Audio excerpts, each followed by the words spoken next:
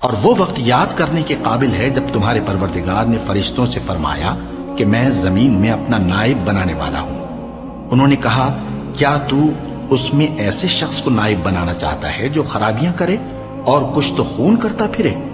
اور ہم تیری تعریف کے ساتھ تسبیح و تقدیس کرتے رہتے ہیں۔ فرمایا میں وہ باتیں جانتا ہوں جو تم نہیں جانتے۔ اور اس نے آدم کو سب چیزوں کے نام سکھائے، پھر ان کو فرشتوں کے سامنے کیا اور فرمایا کہ اگر سچے ہو تو مجھے ان کے نام بتاؤ۔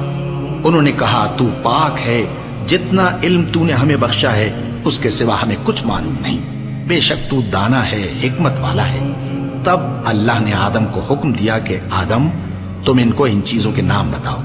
سو جب انہوں نے ان کو ان کے نام بتائے تو فرشتوں سے فرمایا کیا میں نے تم سے نہیں کہا تھا کہ میں آسمانوں اور زمین کی سب پوشیدہ باتیں جانتا ہوں، اور جو تم ظاہر کرتے ہو اور جو پوشیدہ کرتے ہو سب مجھ کو معلوم ہے۔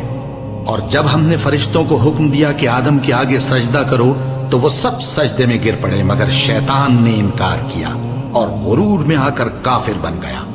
اور ہم نے کہا کہ اے آدم تم اور تمہاری بیوی بہشت میں رہو اور جہاں سے چاہو بے روک ٹوک کھاؤ پیو، لیکن اس درخت کے پاس نہ جانا نہیں تو ظالموں میں ہو جاؤ گے۔ پھر شیطان نے دونوں کو اس درخت کے بارے میں پھسلا دیا اور جس عیش و نشاط میں تھے اس سے ان کو نکلوا دیا۔ تب ہم نے حکم دیا کہ بہشت بری سے چلے جاؤ، تم ایک دوسرے کے دشمن ہو، اور تمہارے لیے زمین میں ایک وقت تک ٹھکانہ اور معاش مقرر کر دیا گیا ہے۔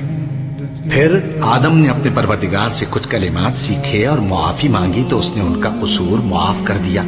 بے شک وہ معاف کرنے والا ہے، بڑا مہربان ہے۔ ہم نے فرمایا کہ تم سب یہاں سے اتر جاؤ، جب تمہارے پاس میری طرف سے ہدایت پہنچے تو اس کی پیروی کرنا کہ جنہوں نے میری ہدایت کی